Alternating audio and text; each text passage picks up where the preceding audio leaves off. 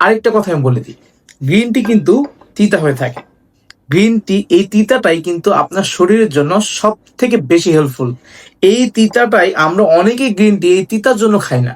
এই তিতা ভাই ভালো জিনিস, কিন্তু আপনার শরীরকে রাখবে ভালো, কিন্তু আপনার মনকে, আপনার স্বাদকে, কিন্তু স্বাদটা কিন্তু তেমন ভালো হবে না। বুঝতে পেরেছেন? তো ভালো জিনিসের স্বাদটা কিন্তু অতটা ভালো হয় না, খারাপ জিনিসের স্বাদ কিন্তু সব থেকে বেশি ভালো হয়, কারণ সেটি খারাপ, আপনার শরীরকে খারাপ করছে। কিন্তু গ্রিন টি এমন একটি উপাদান যা আপনার শরীরকে, আপনারা জানেনই তো, গ্রিন টি আপনি যখন পান করবেন তখন কিন্তু ফার্স্টে কোনো তিতা ভাব লাগবে না, আস্তে আস্তে যখন নিচে যাওয়া শুরু করবেন তখন দেখবেন যে এটা তিতার যে প্রবণতা, এটা কিন্তু বাড়ছে, তো ইনক্রিজ হচ্ছে, যত নিচে যাবে তত এটার তিতার ভাইবটা ইনক্রিজ হচ্ছে। সো এই তিতাটাই আপনার শরীরের জন্য সব থেকে বেশি হেল্পফুল।